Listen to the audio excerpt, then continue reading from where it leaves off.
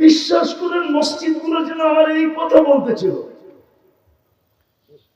যে আমি ডেলি 5 বেলা ওদেরকে ডাকতাম, ওরা আসতো না। 5 বেলা ওদেরকে ডাকতাম, আসতো না। 5 বেলা ওদেরকে ডাকতাম, ওরা আসতো না। আজকে দেখো ওরা মাটির সাথে মিশানো, আর আমি আমার জায়গায় দাঁড়াই। যদি আপনার এখানে হয় কি করবেন বলেন? জমিন তো প্রতিদিন বলে, আমি তো হাদিস দিলাম, আলা কুল্লা ইয়াউমিন, জমিনের যুক্তি শুনবেন। জমিন আল্লাহ জিজ্ঞাসা করে, কেন তুমি পেটে নিবে? তো বলে, ইয়াকুল রিজকাকা ওয়া ইয়াসি, রিজিক তোমার খায়, তোমার নাফরমানি করে। ইয়াতাকাল্লাম বিলিসানিকা ওয়া ইয়াসি, বাকশক্তি তোমার, নাফরমানি তোমার। ইয়ানদুরু বিআইনিকা ইয়াসি, দৃষ্টি শক্তি তোমার, নাফরমানি তোমার। ইয়াসমাউ বিউযুনিকা ওয়া ইয়াসি, শ্রবণ শক্তি তোমার, নাফরমানি তোমার। এক একটা করে খুলা ধরা বলে, আল্লাহর কতদিন সহ্য করব নাফরমানি? যাক, আমি কথাকে গুছিয়ে নিয়ে আসতেছি। সফলতা তো চাই বটে, দিতে তো চাইলেন বটে, নাইলে মুসলমানের ঘরে জন্ম দিবেন কেন? কিন্তু ইসলামের ছাপ কোথায়? সফলতা তো দিতে চান, নাইলে আপনাকে উম্মতে মুহাম্মদী বানায়া এত বড় কপাল দিবেন কেন? যেরকম আকাশ মাইপা বিজ্ঞান বলতে পারবে না কত লম্বা পাশ, রব্বে কাবার কসম আপনার কপালও মাইপা কোন সৃষ্টি বলতে পারবে না কত লম্বা কত পাশ। আপনি জানেন না উম্মতে মুহাম্মদী হওয়ার কারণে কত বড় কপাল আপনার। একটা দেখামো, আপনার কপাল যদি বড় না হইতো, তাহলে দানিয়াল আলাইহিস সালামের মতো নবী, যিনাকে হিব্বুল্লাহ বলা হয়, হিব্বুল্লাহ আল্লাহর ভালোবাসা। আমাদের নবীজি যখন দুনিয়াতে আসেন, তো মাত্র ওনাকে চাদরের উপরে রাখা হয়েছে, রাখতে দেরি, উনি সেজদায় যেতে দেরি করেন নাই। লম্বা সেজদার পরে উনি আত্তাহিয়াতুর সূরতে উঠা বসছেন, শাহাদত আঙ্গুলি উপরে উঠাইতে দেরি, সমগ্র জগৎ আলোকিত হইতে দেরি হয় নাই। কিতাবে আছে আম্মা জান রোম আর পারস্যের সমস্ত বড় বড় উপস্থাপনা কামরায় বসে দেখতেছিলেন, আর আম্মা জান আশ্চর্য হইতেছিলেন। তো একটু পরে যখন শুয়ে পড়ছেন, দৌড়াইয়া কোলে নিছেন। কোলে নিতে দেরি, ঘরের ছাদ ফাটতে দেরি হয় না। আর কুয়াশা ভিতরে ঢুকতে শুরু করছে, ঢুকতে ঢুকতে ঢুকতে, আরবিতে এটাকে গমাম বলে, গমাম। ঢুকতে ঢুকতে পুরা ঘর যখন আচ্ছন্ন হয়ে গেছে, তো উপর থেকে আওয়াজ আসছে, গাইয়িবু হাদা তিফ, তাড়াতাড়ি এই বাচ্চাকে গায়েব করো। তুফু মাশারিকাল আরদি ওয়া মাগারিবাহা, সমগ্র জগৎ ঘুরায় নিয়ে আসো। কেন? হাত্তা ইয়ালামাল খালকা বিইসমিহি ওয়া নাতিহি ওয়া সূরাতিহি, সমগ্র সৃষ্টি আর জগৎ যেন আমার বন্ধুকে চেহারায়, নামে, গুণে চিনে। সুবহানাল্লাহ। পর মুহূর্তে যেন কেউ না বলতে পারে যে আমি চিনি না। এই কথা যেন না বলতে পারে যে ভুলে ব্যবহার ভুল হয়ে গেছে। তারপরে আওয়াজ আসছে, আরিদু আলাইহি কুল্লা রুহানি। মাত্র কয়েক মিনিট আগের বাচ্চা বসে রুহানি জগতের সব এই সিনায় ভরো, মিনাল জিন্নি ওয়াল ইনসি ওয়াল মালাইকাতি ওয়াল ওয়াহশি ওয়াত তায়র, জিন, ইনসান, ফেরেশতা, চতুষ্পদ প্রাণী, এমনকি পাখির ভালো গুণটা পর্যন্ত ঢুকাও, যত ভালো গুণ আছে সব ঢুকাও। সুবহানাল্লাহ। তারপরে বলছে 20 নবীর 20টা গুণ দাও। আতুহু খুলুকা আদম, তরজমা করব না কিন্তু, আতুহু খুলুকা আদম, মারিফাতা শীশ, সুজাআতা নূহ, খুল্লাতা ইব্রাহিম, লিসানা ইসমাঈল, রিদা ইসহাক, ফাসাহাতা সালেহ, হিকমাতা লূত, বুশরা ইয়াকুব, জামালা ইউসুফ, সবরা আইয়ুব, তাআতা ইউনুস, জিহাদা ইউসা, সৌতা দাউদ, হুব্বা দানিয়াল, ওকারা ইলিয়াস, জুহুদা ঈসা, কুওয়াতা মূসা, হাইবাতা সুলাইমান ও ইলমাল খিজির। সুবহানাল্লাহ। 20টা গুণ ঢুকাও। তো ফেরেশতারা আওয়াজ দিছে, নবী তো 1.25 লক্ষ, মাত্র তো 20 জনের নাম বললেন। তো উপর থেকে জবাব আসছে, অববিদুহু ফি জামি আখলাকিন নবিয়্যিন, সমস্ত নবীদের আখলাকের ভিতরে এই বাচ্চাকে ডুবায় দাও। তো দানিয়াল আলাইহিস সালামের ভালোবাসা দিছিলেন, ওই আপনার কপাল কত বড় এটা দেখাইতেছিলাম। দানিয়াল আলাইহিস সালাম আল্লাহর কাছে দোয়া করছিলেন, আল্লাহ যা প্রশংসা দেখতেছি উম্মতে মুহাম্মাদির, উম্মত হইতে চাইলে তো হওয়া যাবে না, কেননা ওরা আসবে অনেক পরে, আমি চলে আসছি আগে। তো আমি একটা দোয়া করি আপনার কাছে, সেটা হলো আমার মৃত্যুর পরে যেন আমাকে সুরক্ষিত রাখা হয়। উম্মতে মুহাম্মদী আসার পরে এদের হাতের মাধ্যমে যেন আমাকে কাফন আর দাফন করা হয়। সুবহানাল্লাহ। বলেন, যে নবী আপনার হাতে কাফন দাফন চায়, আপনার ভাগ্যটা কত বড় ভাবেন না, ভাবতেও পারেন না, তুলনাও করতে পারেন না। আপনার কপালটা কত বড়, নবী চাইতেছে নবী। আরেকটা বড় শোনামো, মুসা আলাইহিস সালাম তো ফাতারাত তাওরাত, তাওরাত কিতাবকে সরায়া দিয়া বলছে আল্লাহ উম্মত বানায় দেন। সুবহানাল্লাহ। কেননা কোরআনও বলে মাসালুহুম ফিত তাওরাত, মুসা আলাইহিস সালাম বলতেছে তাওরাত উল্টাইলি খালি উম্মতে মুহাম্মাদির গান, সুবহানাল্লাহ, খালি এদের আলোচনা। আমার নবী হওয়া দরকার নাই, উম্মতি বানায় দেন। আল্লাহ বলে অনেক আগে চলে আসছো, এটা সম্ভব না। আগেরটা শুনাইলাম না, ওলামারা মানবে না। আগেরটা যদি শুনাই তো মানতে চাইব না। এইবার ভাবেন আপনার কপাল কত বড়।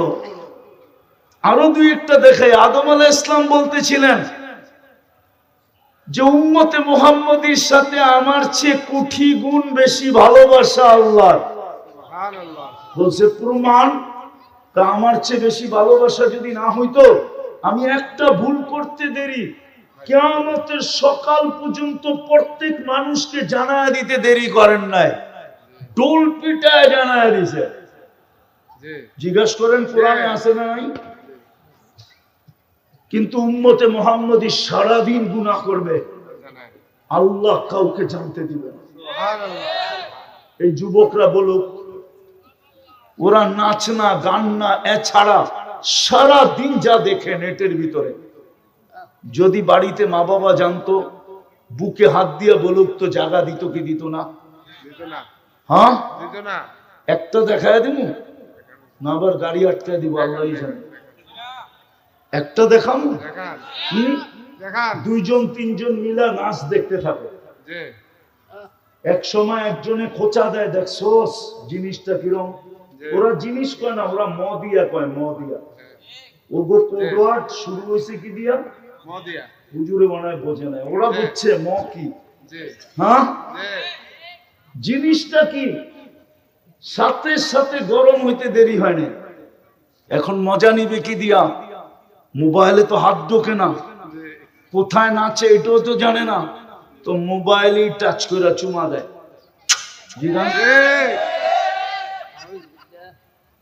হুজুরে নাউজুবিল্লাহ পড়ে কোন কই যান? সত্য তো? হ্যাঁ, কে লুকায়? আমি তো একদিনের চুমার কথা বললাম, এরকম তো ডেলি চুমা দেয় 100 বার। কে লুকায়? আদম আলাইহিস সালাম তো এটাই বলতেছিল যে কত বড় কপাল, কত বড় ভালোবাসা। আরেকটা দেখামো, আদম আলাইহিস সালাম বলতেছিল একটা ভুল করতে দেরি, জান্নাতে বাড়ি করে দিতে দেরি করে না। উম্মতে মুহাম্মাদি সারাদিন গুনাহ করবে, রাত্রে ডাইকা ডাইকা গুনাহ মাফ করে জান্নাত হাতে উঠায় দেয়া দেবে।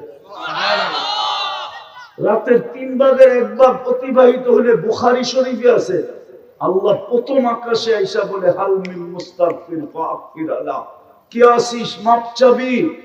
আমি শুধু মাফ করব না, জান্নাতও তোকে দিয়ে দেব। সুবহানাল্লাহ।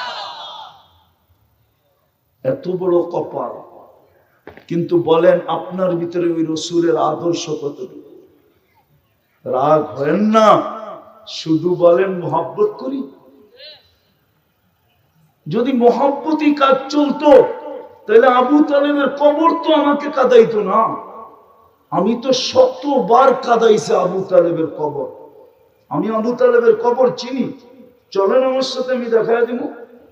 আর যেটা দেখানো সত্য দেখানো। কেননা কোন দিক দিয়ে গেলে আবু তালেবের কবর দেখা যায় ওই রাস্তায় আপনি চিনেন না। আপনি চিনবেন কোথেকে? কার পাশে শুয়ে আছে এটাও জানেন না আপনি। খাদিজাতুল কুবরা রাদিয়াল্লাহু তাআলা আনহার পাশে শোয়া। শতবার আমাকে কাঁদাইতো না। আমরা না মুহাম্মদুর রাসূলুল্লাহ চিনি, না আবু তালেব চিনি। আপনি আবু তালেব চিনেন না? আবু তালেব কে?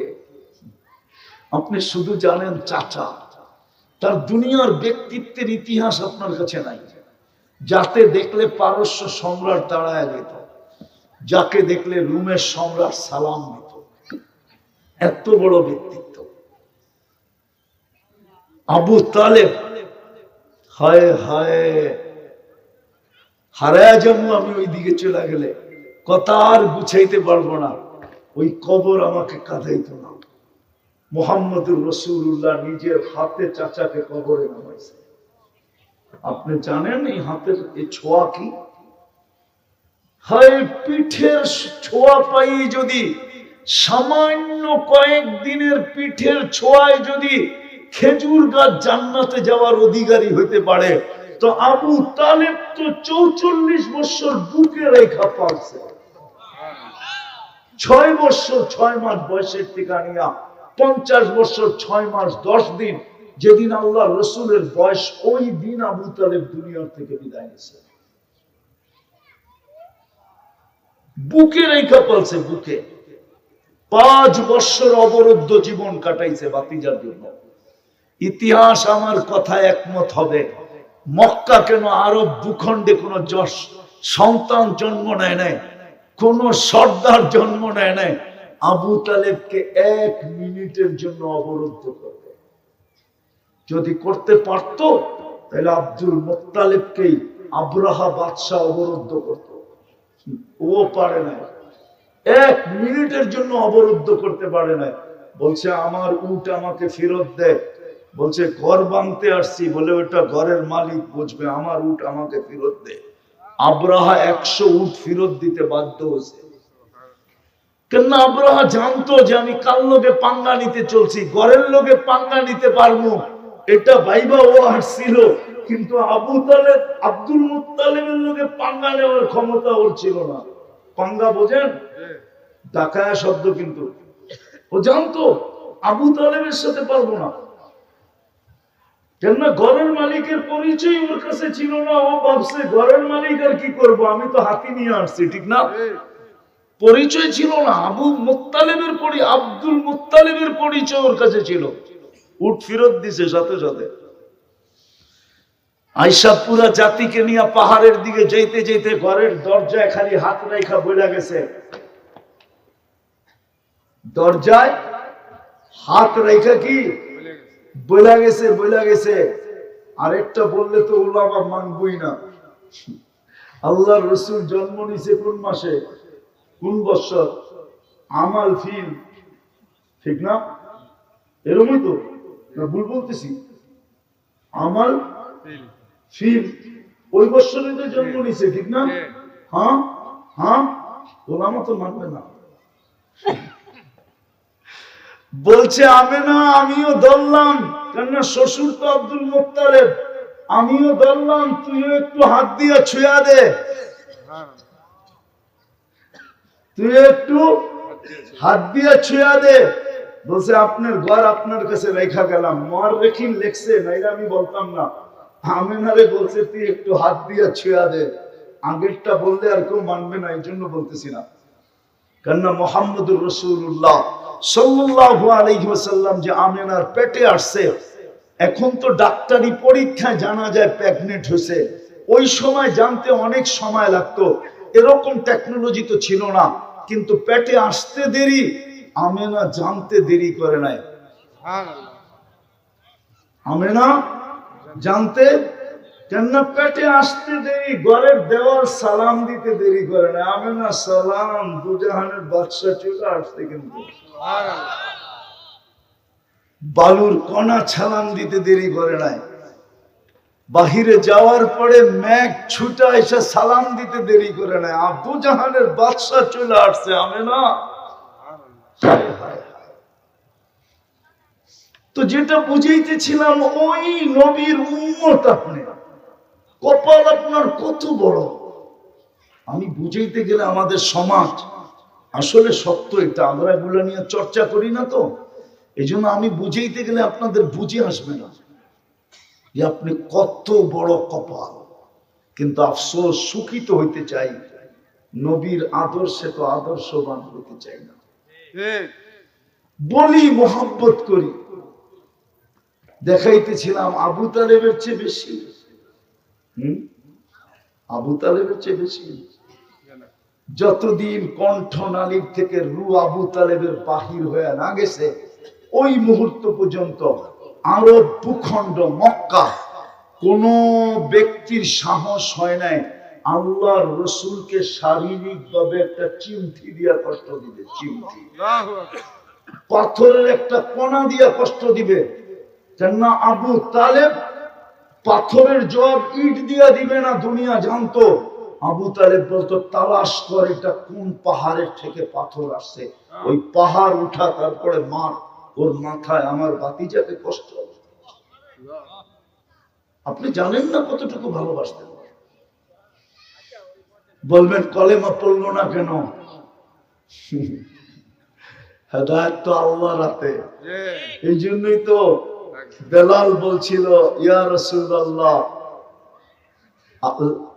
ইয়া রাসূলুল্লাহ ওয়ালিল্লাহিল হামদ ইয়া রাসূলুল্লাহ। তো বলতেছে, বেলাল এই কথা কেন বললা? ইয়া রাসূলুল্লাহ, আল্লাহর প্রশংসা আদায় করতেছি। হেদায়েত যদি আপনার হাতে থাকতো তাহলে আমি বেলালের সিরিয়াল মনে হয় জীবনও আসতো না। আপনি তো বনু হাশিমকে হেদায়েত দিতেন, তারপরে কুরাইশকে, তারপরে মক্কাবাসী, তারপরে আরব ভূখণ্ড। আমি বেলাল কই সেই ইথিওপিয়া, আমার সিরিয়াল জীবনে আসতো না। প্রশংসা আল্লাহর, যিনি আমারে 7 নম্বরে হেদায়েত দিয়েছেন। এই জন্য খুশিতে বলতেছি, আল্লাহ তোমার প্রশংসা। আল্লাহর বুঝানো ছিল যে শুধু ভালোবাসা কাজে আসবে না। রাগ হয়েন না, পায়ে হাত রাখেন। আমি এটাই বুঝাইতে চাইতেছি, এত বড় কপালের অধিকারী করতে চাইল, আপনি নবীর আদর্শ কতটুকু মানেন, কতটুকু নবীর আদর্শ মানেন। ওই রসুল যে আপনার জন্য 23 বছরে একবারও চোখের পানি থামে নাই। আমি বুঝাইতে পারতেছি না আপনাদেরকে, 23 বছরে একবারও চোখের পানি থামে নাই। 23 বছরে জিবরিল মিকাইল যে দুইজন মিলা জিজ্ঞাসা করতেছে, মা জালা আরাকা তাবকি, যখনই দেখি কাঁদেন কেন? বসে উম্মতের জন্য চোখের পানি থামে না। দেখি আপনাদের দিলে লাগে কিনা। যিনি দুনিয়ার থেকে যাওয়ার সময় চোখে পানি, জিবরিল আলাইহিস সালাম জিজ্ঞাসা করছে, এখন কাঁদেন কেন? বসে ফামান লিবাদিনি উম্মতি, আমার পরে উম্মতকে দেখাকে রাখবে। এখনো কবরে যিনি উম্মতের জন্য কাঁদতেছেন, কে আবুল সামরকান্দি রহমতুল্লাহ আলাইহি লেখছেন, কবর থেকে যখন উঠবে, ওহুয়া ইয়াবকি ওয়া ইয়াকুল, চোখে পানি থাকবে, মুখে চিৎকার থাকবে, জিবরিল আইনা উম্মতি, ময়দান তো খালি, আমার উম্মত কোথায়? আওয়াসালা শফিরি জাহান্নাম, আমার উম্মত কি আমাকে ফাঁকি দিয়ে পুলসিরাতের কিনারে চলে গেছে? জিবরিল আলাইহিস সালাম কসম খায়া সান্ত্বনা দিবে, জমিনের উপরে আপনি ব্যতীত কেউ ওঠে নাই। বিইজ্জাতিল্লাহি ওয়া জালালি মা শাক্কাল আরদা আহাদুন ইল্লা আনতা, আপনি ব্যতীত জমিনের উপরে কেউ ওঠে নাই। আপনি শান্ত হন, উম্মত এখনো ওঠে নাই। যে রসুল আপনার জন্য কবরের থেকে কাঁদতে কাঁদতে উঠবে, সামান্য একটা এলাকায় পথ পাওয়ার জন্য, বলেন আমাকে যুক্তি দিয়া, ইউনিয়ন পরিষদের চেয়ার পাওয়ার জন্য এই বাংলার জমিনে কত বাচ্চা এতিম হয়েছে আজ পর্যন্ত, কত মেয়ে বিধবা হয়েছে বলেন। কত মার বুক খালি হয়েছে বলেন, কত তাজা রক্ত এই জমিনে পড়ছে বলেন, শুধু ইউনিয়ন পরিষদের একটা চেয়ার, শুধু ওয়ার্ডের একটা চেয়ার। বলেন আমাকে, আপনার নবী আমার নবী দুজাহানের বাদশাহ মুহাম্মদুর রাসূলুল্লাহ তো কিয়ামতের মাঠে মাকামে মাহমুদ পাবে। মাকামে মাহমুদ কি প্লাস্টিকের চেয়ারের মতো?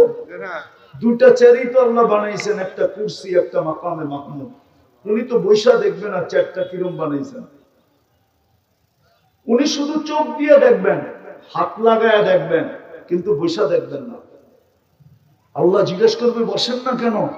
বলছে যে তিন জায়গায় ছোটে ও বসে কি করে? বলছে তিন জায়গায় ছোটবেন মানে আমি উম্মতকে বইলা আসছি নিজের হাতে হাউজে কাউসার পান করাবো। আমি বইলা আসছি আমি অপেক্ষা করব, উম্মত যেন অপেক্ষা করতে না হয়। আমি এখনই ছুটবো হাউজে কাউসারে, পিপাসিত উম্মতকে পানি পান করাবো। ওইখান থেকে ছুটবো মিজানে। যদি পাল্লা না ঝোঁকে আপনার প্রতিশ্রুতি গুলা কাজে লাগাবো তো লাগাবো কোথায়? মিজানের ওইখানে কাজে লাগাবো। আপনি আমাকে প্রতিশ্রুতি দিচ্ছেন সালতুতা, আমি চাইলে নাকি দিবেন, সাফি তু সাফা, আমি সুপারিশ করলে নাকি মঞ্জুর করবেন। লা ইউকসিকা ফি উম্মতি, আমার উম্মতের ব্যাপারে আপনি আমাকে লজ্জিত করবেন না। আপনি আমাকে আগেই জানায়া দিয়েছেন সাউফা ইউতিকা রাব্বুকা ফাতারদা, আমাকে রাজি করে ছাড়বেন। আমিও বইলা আসছি লান আরদা হাত্তা ইয়াকুনা ওয়াহিদ মিন উম্মতি ফিন নার, আমার একজন উম্মত জাহান্নামে থাকাকালীন আমি আপনার উপরে রাজি হব না। আমি তো মিজানে দৌড়াবো, তারপর আমি পৌঁছে রাতে দৌড়াবো। কিন্তু আফসোস তো ওইখানেই। রাগ হয়ে যাবেন? হ্যাঁ, আরে রাগ হবেন? বলবো হ্যাঁ, শুধু মোহাব্বত মোহাব্বত করেন। একজনও তো নাই এখানে গত শুক্রবারে 1000 দুরূদ পড়ছে, একজনও নাই, একজনও না স্টেজে আছে না স্টেজের বাহিরে আছে। কি মোহাব্বত করেন আপনি? বাকিটা তো বাদেই দিলাম। 500 বার পড়ছে এরকম তো নাই, 200 বার পড়ছে এরকম তো নাই, আছে মনে হয় 200 বার 2-1 জন। কোন যুবক বলুক আমি শুক্রবারে 10 বার দুরূদ পড়ছি। আপনার নবী তো আপনার কাছে আবেদন করলো, আপনার কাছে দরখাস্ত করে গেল, আবেদন করে গেল, অনুরোধ করে গেল, হাত পাইতে গেল। সহি হাদিস, প্রসিদ্ধ হাদিস, শুক্রবারে আমার উপরে দুরূদ বেশি বেশি পড়ে। শুধু শুক্রবারে, 6 দিন পারো না, শুক্রবারে পড়ো। আপনি হাউজে কাউসারে দাঁড়াবেন কোন চেহারা নিয়া? শুধু বলবেন মোহাব্বত করি, প্রমাণ কি? কাহিনী মনে উঠলো, কাহিনী খোরাসানে বলে এক ফ্যামিলি আসছে খোরাসানের বাদশার কাছে। বিধবা মহিলা, 8-10টা বাচ্চা নিয়া বলছে আমি আহলে বাইত, আমি খোরাসানের পাশের দেশ থেকে আসছি, শুনছি তুমি বড় দানবীর, বড় ইনসাফকারী, তুমি আমাকে একটু আশ্রয় দাও। তো বলতেছে বোন, এইখানে সবাই নিজেকে সাইয়েদ বলে, আমি কয়জনকে আশ্রয় দিব? তোর কাছে প্রমাণ কি দেখা? তো বলছে আমি বিধবা মেয়ে, প্রমাণ কোত্থেকে পাবো? তো উঠা চলে গেছে। তো আরেকজনে বলছে এখানে একজন অগ্নি পূজক আছে, ও বড় সদয়বান, বড় দানশীল, তুমি ওর কাছে যায় দেখতে পারো যে তোমাকে জায়গা দেয় কিনা। তো যায় অগ্নি পূজকের কাছে যখন বলছে, সে বলছে থাকো আমার এখানে, সব ব্যবস্থা করে দিতেছি। তো খোরাসানের বাতরা রাত্রে স্বপ্নে দেখছে একটা আল্লাহর রসুলকে, আল্লাহর রসুল জান্নাতে এক বিশাল মহলের সামনে দাঁড়ায় আছে, রাজমহলের সামনে। তো জিজ্ঞাসা করছে ইয়া রাসূলুল্লাহ, এই রাজমহল কার? বলছে একজন মুসলমানের। তো খোরাসানের বাদশা বলতেছে আমিও তো মুসলমান। তুই যে মুসলমান, প্রমাণ দে। তো বলছে ইয়া রাসূলুল্লাহ আমি মুসলমান। বলছে তুই তো দিনের বেলা আমার মেয়ের কাছে প্রমাণ চাইলি, এখন তুইও আমারে প্রমাণ দে, তুই মুসলমান কেমনে? তো আমরা যে ভালোবাসি, প্রমাণ কি? রাগ হয় না, রাগ হয়ে যাবে। হ্যাঁ, আমি দুনিয়া ঘুরে বলতেছি, রাগ হয়ে যাবেন? হ্যাঁ, আমি এই জন্য বলি, যদি পারতাম বক্সের ভিতরে বইরা একটা নিয়ে আইতে আর চুপে চাপে বাংলাদেশের কোনখানে বয়া দিতে, তাহলে আমার বিশ্বাস আমার ব্যবসা এমন জমা জমতো। আর এক ব্যবসায় এমন 10 নামতো, বাংলাদেশের মানুষ খালি দেখতে থাকতো। যদি পারতাম একটা বক্সে বইয়া আনতে। কেন আমি গিরিশ গেছি, গিরিশের পাদ্রীরা এত বড় দাড়ি, এত বড় বাবরি, গিরিশরা অনেক লম্বা হয়। লোকমান আলাইহিস ইসলামের এলাকা তো গিরিশ, লোকমান আলাইহিস ইসলামের এলাকা কিন্তু গিরিশ। আমি যা বলতেছি না, সক্রেটিসের বাড়িও গিরিশ। আমি দেখে আসছি আর বাড়ি। এ মুসলমান ছিল, 2টা মসজিদ আছে, একটা তালা দেওয়া, একটা গির্জা, একটা জাদুঘর বানানো। যদিও বলে সক্রেটিস মুসলমান না, মুসলমান সে। তো যেমন লম্বা তেমন লম্বা দাড়ি, বাবরি, কালো জুব্বা পরে, কালো পাগড়ি পরে, টকটকে সুন্দর। আপনাদেরকে আমি ছবি দেখাইতে পারি, আপনার মন কইরা যাবে, আপনি বলবেন নূর আর নূর। কিন্তু খ্রিস্টান পাদ্রী। আমি প্রথম গেছি 2008-এ, আর প্রথম ইজতেমা হইতেছিল এখানে। অলিম্পিক শুরু হয়েছে 2004-এ, আর প্রথম অলিম্পিক হয়েছে গ্রিসে। ওই স্টেডিয়ামে আমাদের ইজতেমা ছিল, স্টেডিয়াম ভাড়া করে।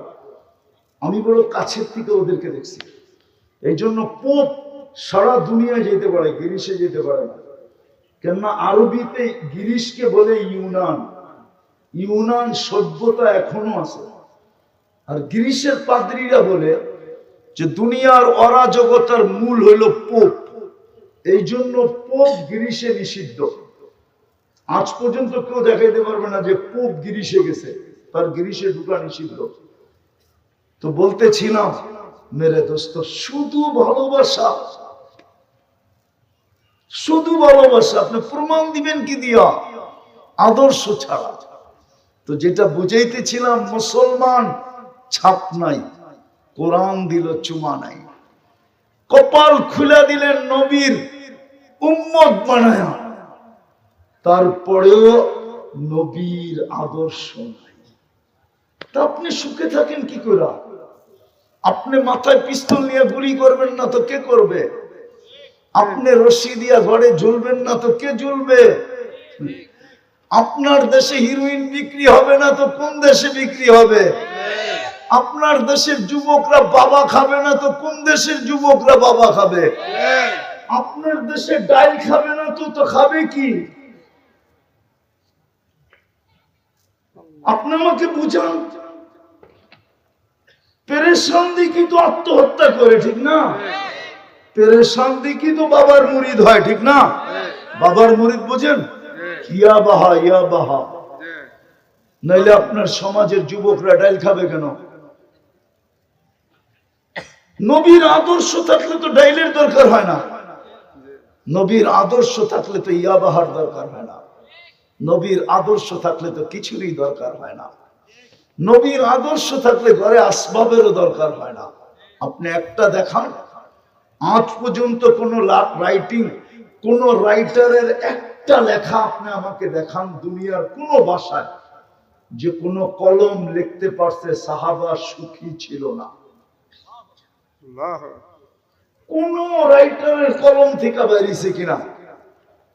হ্যাঁ, ওরা বলবে অশিক্ষিত ছিল মানি, ক্ষুধার্ত ছিল মানি, কাপড় ছিল না মানি, জুতা ছিল না মানি, ঘর ছিল না মানি, দারিদ্র থেকে দারিদ্রতম ছিল মানি, কিন্তু অসুখী ছিল কেউ লিখতে পারবে না।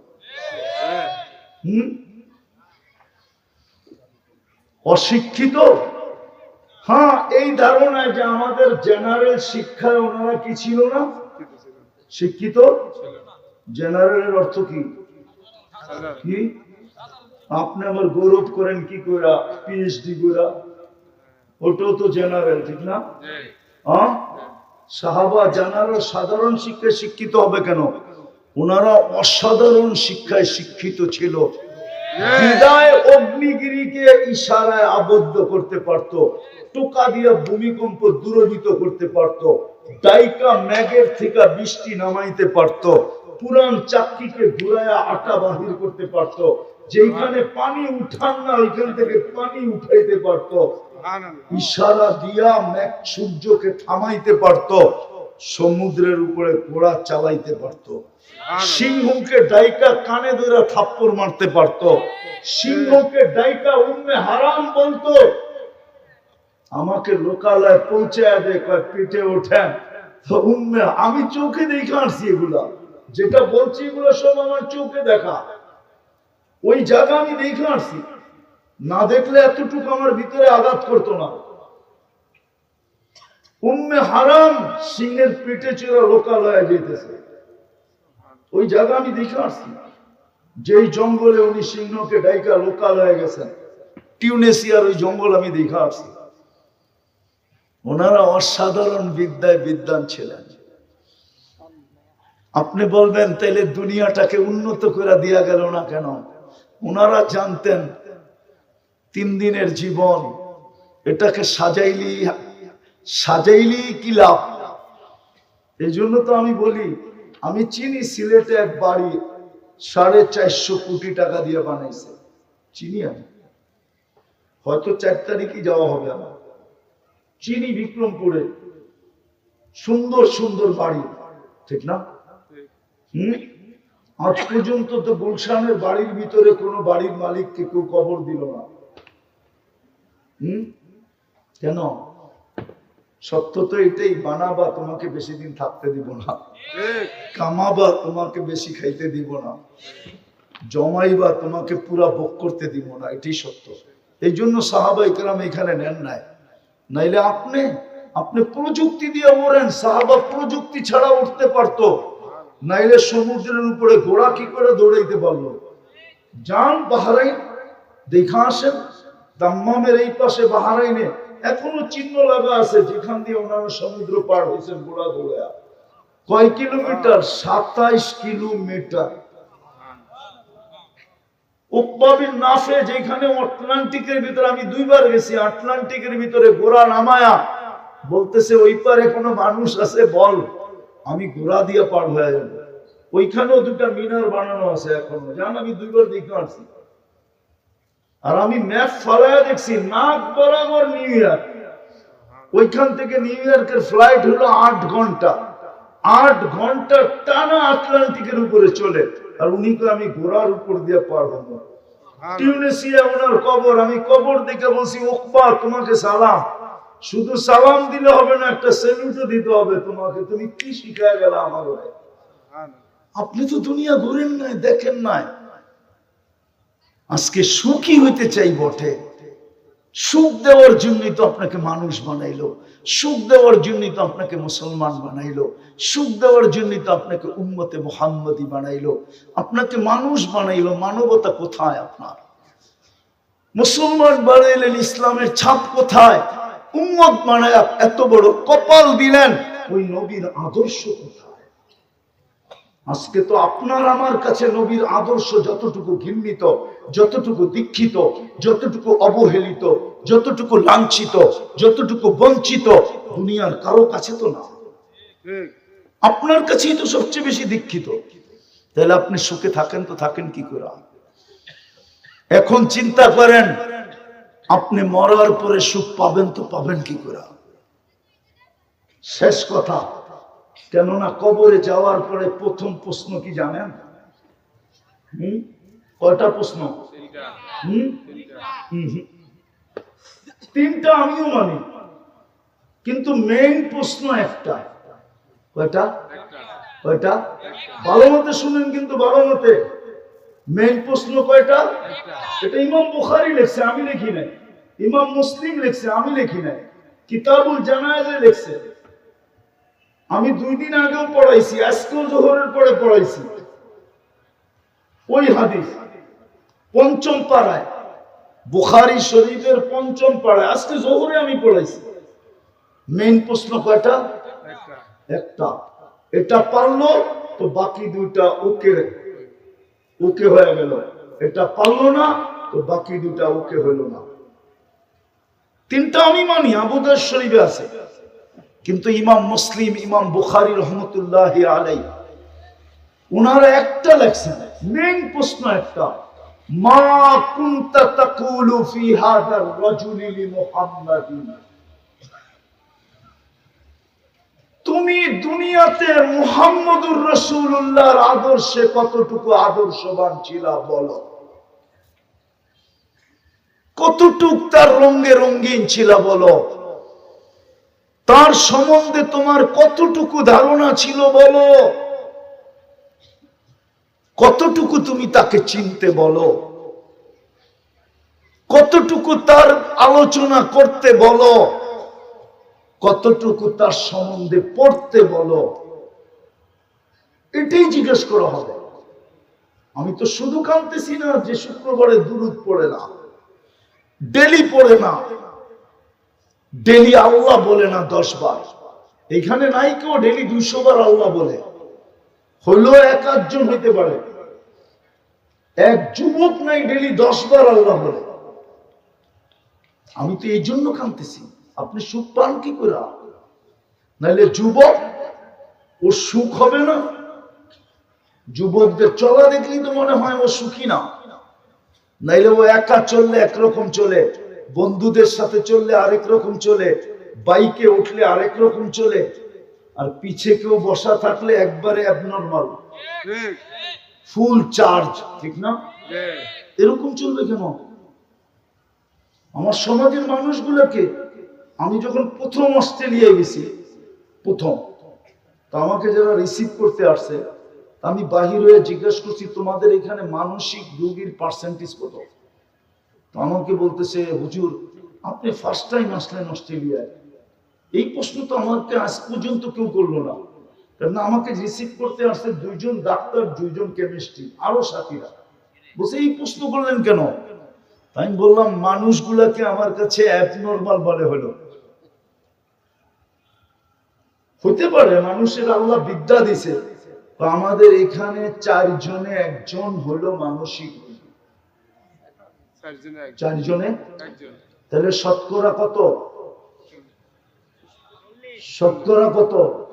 দুনিয়া 4-25 100, 25 জন, মানে 100 জনের ভিতরে 100-র 4 ভাগের 1 ভাগ হলো কত? মানসিক রোগী অস্ট্রেলিয়ায়। তো আমাকে জিজ্ঞেস করলো আপনি জানলেন কি করে? আমি কি, ওদের ব্যবহার আমার কাছে অ্যাবনর্মাল মনে হলো, কেননা আমি 3টা এয়ারপোর্ট ক্রস করে আসছি, আর 3টা হলো দুনিয়ার ফার্স্ট এয়ারপোর্ট, তারপরে ওরা যে ব্যবহার করছে, এই ব্যবহার অ্যাবনর্মাল না হলে করতে পারে না, কেননা সব জায়গায় তো একই প্রযুক্তি, ঠিক না? 3টা এক ক্যাটাগরির দেশ, ঠিক না? তো ওদের প্রযুক্তিও তো এক, ঠিক না? ওর তো বাবা ছিল, 3টা যখন ক্রস করে আসছে, তাহলে আমি ওকে সেলুট দিয়ে ছেড়ে দিই, ঠিক না? হ্যাঁ, মাথা যদি ঠিক থাকতো, ঠিক না? আমি বললাম এটা আমাকে ভাবাইছে যে অ্যাবনর্মাল হবে, আমাকে বলতেছে হুজুর আপনাকে সেলুট, আপনি প্রথম ব্যক্তি যে অস্ট্রেলিয়ার ঢুকা এই কথা জিজ্ঞাসা করছেন এখানে মানুষের মানসিক রোগী কত, পার্সেন্টেজে কত। তো যেটা বুঝাইতেছিলাম মেরে দোস্ত, আসেন এইখানে যখন আপনি সুখী না, তো এইখানে সুখী হবেন কি করে? কালকে এই চেহারাটা আল্লাহকে দেখাবেন কি করে? মুহাম্মদুর রাসূলুল্লাহর সামনে দাঁড়াবেন কি করে? আপনি বলবেন ভালোবাসি, আরে আপনি তো গাদার সমান বাসেন না, গাদার সমান, রাগ হয়ে যাবেন। আল্লাহর রাসূলের গাদা ছিল ইয়া আফু, খায়বরের যুদ্ধে পাইছিলেন, পান নাই? খায়বরের যুদ্ধের মাল যখন জমা হয়েছে, তো গাদা আল্লাহর রাসূলের সাথে আরবি ভাষায় কথা বলছে।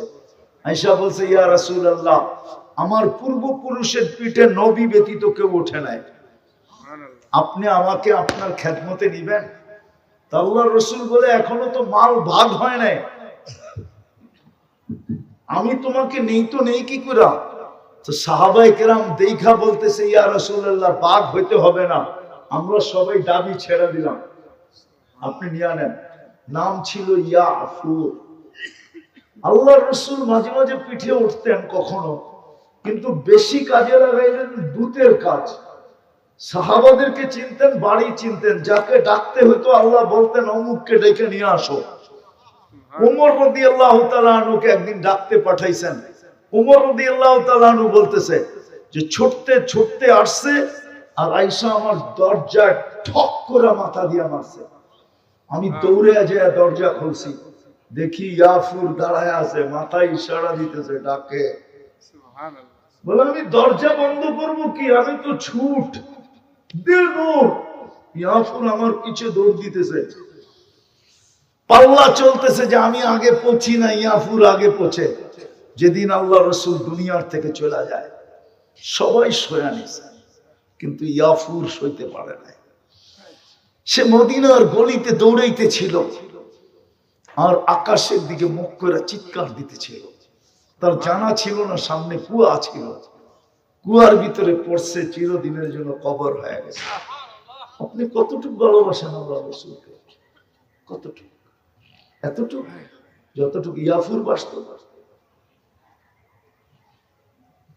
আজকে দুরবস্থা তো এই জন্যই। সব আছে, আপনার ঘরে এসি আছে, আপনার ঘরে কার্পেট আছে, দামি পর্দা আছে, ফ্রিজ আছে, টেলিভিশন আছে, সমস্ত ওয়াশিং মেশিন আছে, এমনকি শরীর মেসেজ করার জন্য চেয়ারও আছে, সব আছে। কিন্তু কেউ হাত দিয়া বলুক বুকে সে সুখ আছে, শান্তি আছে, সে নিজেকে সফল বলে? কোন স্বামী বলতে পারবে যে আমি সফল স্বামী? কোন স্ত্রী বলতে পারবে আমি সফল স্ত্রী? কোন সন্তান বলতে পারবে আমরা সফল সন্তান? কোন মা বাবা বলতে পারবে আমরা সফল মা বাবা? সুখ নাই কেন? আল্লাহর ইচ্ছার বিরুদ্ধে আপনি সুখী হবেন বস্তু দিয়া। এই বস্তুও কে দিছে? হ্যাঁ, এই প্রযুক্তি মাথার ভিতরে কে দিছে? এটাও আল্লাহর দেওয়া। এটা দিয়ে আপনি সুখী হবেন। এই জন্য আসেন তওবা করি, ইসলামের ছাপ লাগাই, নবীর আদর্শের উপরে উঠি, তাইলে সুখ পাবো। এইখানেও পাবো, ওইখানেও পাবো, এইখানেও সুখী হবে। দুই একটা দেখায় দিব। হ্যাঁ, শাফি রহমতুল্লাহ সারাদিন পরিশ্রম করে আসতেন, সারাদিন পরিশ্রম। ওনার আব্বা ছিলেন না, রাত্রে ওনার প্রথম কাজ ছিল এশারের পরে আম্মার পায়ে তেল মালিশ করতেন আর পা টিপা টিপা আম্মাকে ঘুম পড়াইতেন। আম্মা ঘুমায় গেলে ওনার রাত্র শুরু হতো। মাঝে মাঝে পায়ের তালু উঠে চুমা দিতেন। আম্মা বলতো আমার পায়ের তালুতে চুমা? শাফি, তুমি হাসতেন আর বলতেন তোমার পায়ের তালুতে কে চুমা দেয়? আমি তো আমার জান্নাতে চুমা দিয়ে স্বাদ নিতেছি। মুসা আলাইহিস সালাম জিজ্ঞাসা করতেছেন, আল্লাহ আমার জান্নাতের বন্ধুকে? কসাই। আমি যেরকম জিজ্ঞাসি আপনি এরকমই জবাব দিচ্ছেন। আমি কই কসাই কই? আল্লাহ কই সিদ্ধান্ত। আচ্ছা ঠিক আছে, অ্যাড্রেস দেন, যে দেখি কি আমল করে আমার সাথে জান্নাতের সঙ্গী হইল, বন্ধু হইল। তো যায় দেখে, হ্যাঁ কসাই গোস্ত বেচতেছে। যখন দোকান বন্ধ করার সময় হয়েছে, তো ছোট একটা গোস্তের টুকরাকে কিমা বানায় থৈলির ভিতরে ভরতে ছিল। তো মুসা আলাইহিস সালাম বলতেছে, তোমার এখানে মেহমান হওয়া যাবে? বিলকুল যাবে, কিন্তু শর্ত আছে। আমি প্রথমে এক জায়গায় যাব, ওইখান থেকে পরে পাশে আমার ঘর, আমার ঘরে পরে যাব। অসুবিধা নাই তো? বলছে কোনো অসুবিধা নেই। কেননা মুসা আলাইহিস সালাম জানে খিজির আলাইহিস সালামের সাথে চলতে যায়। তো উনি এখন চুপচাপ, কসাই গেছে দোকান বন্ধ করা, এক ঘরে ঢুকছে, খুনে বিরিদ্ধা বসা ছিল, শোয়া ছিল, দুইকা তাকে পরিপাটি করছে। খেদমত সেদমত কইরা তারপরে খানা বানায়া বুকে লাগায়া বসায়া খাওয়ায়া কমপ্লিট করার পরে বলছে চলো পাশে আমার ঘর। তো বলছে ভাই এই বৃদ্ধা কে? কয়টা আমার মা। আচ্ছা তুমি সেবা যত্ন সব শেষ করার পরে জানি আম্মাকে যখন শোয়া দিলাম আম্মা জানি কি বললো, দূর পাগল মা।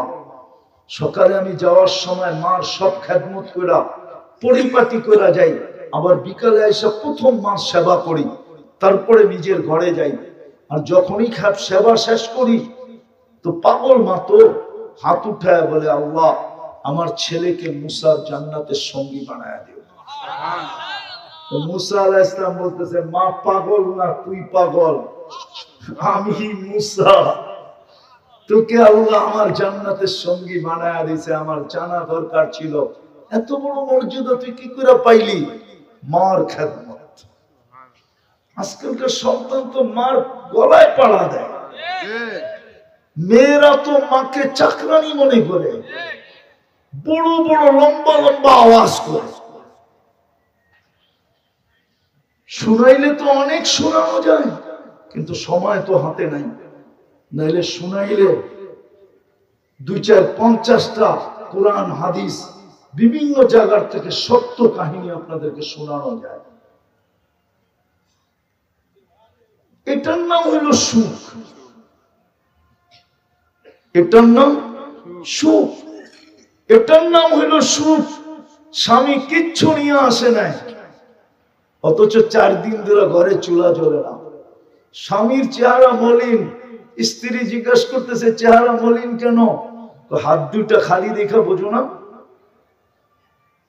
শোনো, পাইলে শুকরিয়া আদায় করব, না পাইলে সবর করব। দুনো অবস্থা তো আল্লাহ আমাদের সাথে। যাদের সাথে আল্লাহ থাকে তাদের চেহারা মলিন হওয়া স্বভাব হয়। তোমার চেহারা মলিন কেন? হাসো তো দরজা খুলবো, নইলে খুলবো না বাইরে। এখন স্বামী হাসতেছে, স্ত্রী দরজা খুলতেছে, স্বামী ঘরে ঢুকতেছে, দেখতেছে স্ত্রী মুস্কি সাররাত ওয়া তাবাসসামাত, মুস্কি মুস্কি হাসতেছে আর খুশিতে আত্মহারা। আর স্বামী নিজেকে ধরে রাখতে পারে না, কাদের ভিতরে হাত দিয়া বলতেছে রাহিমাল্লাহু ইমরাআতান, তোর মতো মেয়েকে আল্লাহ কিয়ামত পর্যন্ত, তোর মতো মেয়েদেরকে আল্লাহ রহমতের বৃষ্টির ভিতরে ডুবায় রাখো। এই অবস্থায় তুই হাসতে পারিস। দাখালা যাওজুহা বাইতাহা সাররাত ওয়া তাবাসসামাত। ওই মেয়েকে জানেন? ওই মেয়ের নাম ফাতেমা, ওই স্বামীর নাম আলীর মুর্তাবা। এটার নাম সুখ। সুখ তালাশ করেন, সুখ। চলেন আমি সুখ দেখা দিব। সারাদিন স্বামী কাজ করে ফিরবে, রাত্রে বউ পাও টিপা টিপা ঘুম পাড়াবে আর বলবে তুমি সারাদিন পরিশ্রম করো, আমি তো ঘরে থাকি, দিনে ঘুম পুরা করতে পারবো, তুমি তো দিনে পিঠ লাগাইতে পারো না, তুমি একটু আরামে ঘুমাও, আমি তোমাকে সেবা করি। চলেন ওই ঘর দেখায় দিব। আবার সকালে পাও টিপা উঠে যাবেন, চলেন ফ্যামিলি নিয়ে দেখায় দিব ওই ঘর। এর নাম সুখ।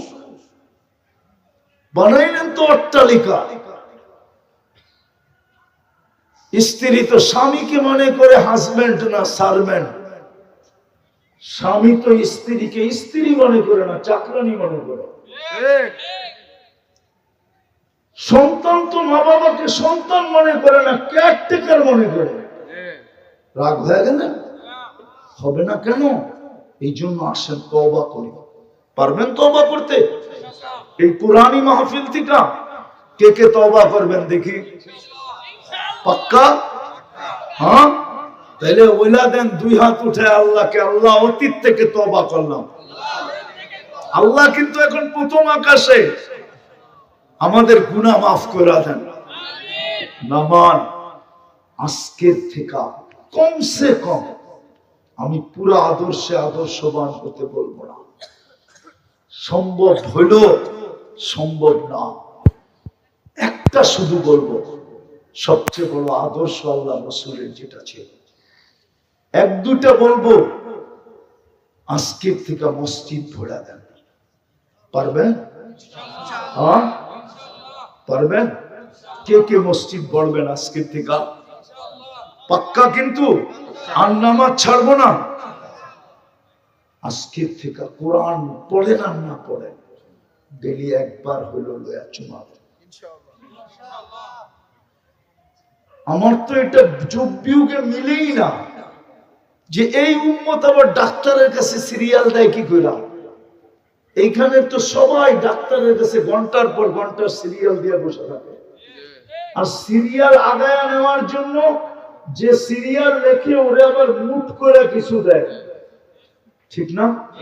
হ্যাঁ, তাহলে আপনাকে কালাম দিল কেন? কোরআন তো শেফা। আজ পর্যন্ত তো একজন নাই কোরআনকে বুকে চেপা ধরলে বলল মালিক ছাড়বো না, আমার শেফার দরকার। তোর কোরআন শেফা দিয়ে কি করবে? তুমি না বললে কোরআনে শেফা? আমার তো শেফার দরকার, আরোগ্যতার দরকার। আমি তো রোগী, তোমার কোরআনের শেফা আমার ভিতরে দিয়া দাও না। এরকম চাইপা ধরে তো একজন নেই যে আত্মনাদ করলো। আল্লাহকে বললো আজকের থেকে কোরআনকে মহব্বত করেন, কোরআনী মাদারিস গুলাকে মহব্বত করেন। বাংলাদেশ টিকা আছে 2-3 কারণে জানেন? বিপর্যয়ের থেকে, নাইলে এই দেশ টিকান না, অনেক আগে ধ্বংস হয়ে যেত। যেই দেশে সন্তানের হাতে মা বাবার জান যায়, ওই দেশ ধ্বংস হওয়ার জন্য বৈধ হয়ে যায়।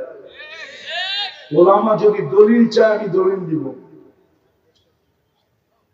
যেই দেশে সন্তানের হাতে মা বাবার জান যায়, ওই দেশ ধ্বংস হওয়ার জন্য বৈধ হয়ে যায়।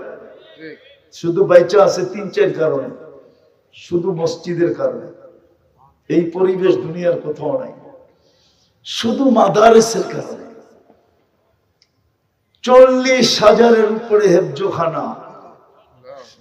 আপনি ঘুমায় থাকেন, সুবে সাদেকের 1 ঘন্টা আগে হেফজোখানার ছেলেগুলা উঠে, লাল সবুজের পরিধিটাকে আধ্যাত্মিক একটা চাদর দ্বারা সর্বপ্রথম ঢাকে, তারপরে কোরআন পড়তে বসে। আপনি তখন ঘুমের ঘরে থাকেন। ডেলি রাত্রে 1 ঘন্টা আগে উঠে সুবে সাদেকের এই 40,000 হেফজোখানার ছেলেরা, ওরা উঠাই এই লাল সবুজের পরিধিটাকে একটা আধ্যাত্মিক সুরক্ষার চাদর দিয়া ঢাকা দেয়। নাইলে করুণায় আপনার এখানে বিপর্যয় হইল না কেন? 7.8 ভূমিকম্প আসলো, বিপর্যয় হলো না কেন? শতবার নড়লো চললো, একবারও পড়লো না কেন? শতবার 10 নম্বরের ফ্ল্যাগ উড়লো। আবহাওয়াবিদদের কাছে 10-এর উপরে কোনো সংখ্যা নাই। 10 নম্বর মহাবিপদ সংকেতের পতাকা কয়েকবার উড়লো, কোন বিপর্যয় হইল না কেন? আপনি আমাকে প্রমাণ দেন। ও আপনাকে চেহারা দেখা, আপনাদের নেতৃত্ব দেখা, আপনাদের রাজত্ব দেখা, আপনাদের তাহাজ্জুদ দেখা, কি দেখা?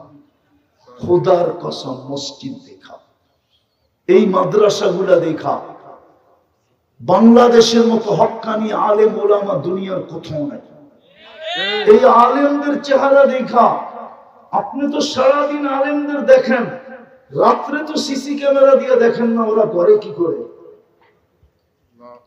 হক্কানি আলেম ওলামা আল্লাহ ওয়ালাদের কারণে এই জমিনটা বিপর্যয়ের থেকে বেঁচে আছে। আরেকটা গোপন কথা বলা যায়, এই জমিনের আধ্যাত্মিক একটা শক্তি আছে, আধ্যাত্মিক একটা ইতিহাস আছে। ইতিহাস এই জমিন নিয়ে যে বেশি খেলবে, ওকে এই জমিন কিক দিবেই দিবে, দিবেই দিবে, দিবেই দিবে, দিবেই দিবে। এটা আজকের থেকে না, 1400 বছর থেকে এই জমিনের একটা আধ্যাত্মিক ইতিহাস আছে, ওটা আপনারা জানেন না।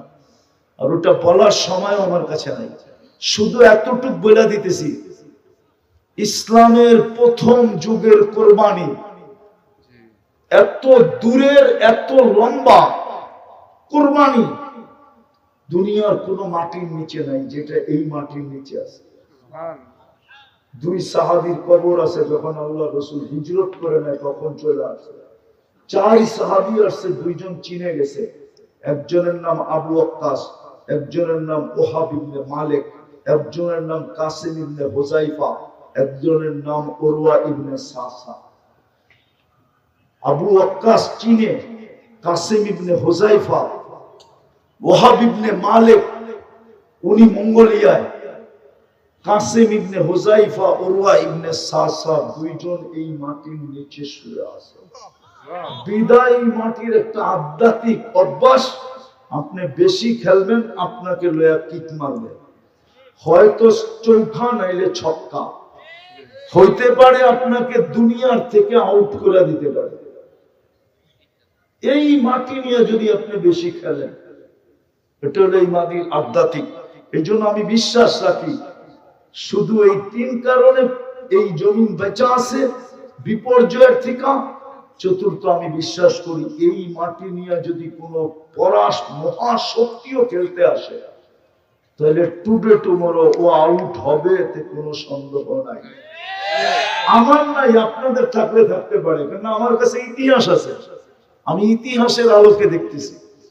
আমার বিশ্বাস এলা কম সময় হোক বেশি সময় হোক, একদিন না একদিন জমিন ওকে কিক দিবেই দিবে, লাথি মারবেই মারবে, ওকে আউট করবেই করবে। এটা হলো এই জমিনের আধ্যাত্মিক কি ইতিহাস। এই জন্য মাদ্রাসা মসজিদ এগুলার সাথে সম্পর্ক রাখি। এহসান মনে করি, এহসান যে আপনার এলাকায় একটা হেফজোখানা আছে, এটা হেফজোখানা না, আপনার এলাকাকে সুরক্ষা দিতেছে। এই যে আব্দুল মতিন বুইয়া দারুস সুন্নাহ হুফাজুল কোরআন মাদ্রাসা, এই মাদ্রাসা আপনাকে সুরক্ষা দিতেছে। আপনি ভাবতেছেন আমি খরচ করব, আপনাকে সুরক্ষা দিলে আপনি করবেন না কেন? বলেন করবেন না কেন? আপনাকে তো এই মাদ্রাসা সুরক্ষা দিতেছে। রাত্র ৩টার সময় উঠে ছেলেরা কোরআন পড়তেছে, আপনি জানেন না উপর থেকে আপনার এলাকায় কি নাজিল হইতেছে, আধ্যাত্মিক কোন জিনিস আসতেছে। ইনশাআল্লাহ এগুলোর খেয়াল রাখবো তো পাক্কা। আল্লাহ আমাদেরকে আমল করার তৌফিক দান করেন। ওমা আলাইনা ইল্লাল বালাগ। কি দোয়া, আর কেউ আছে?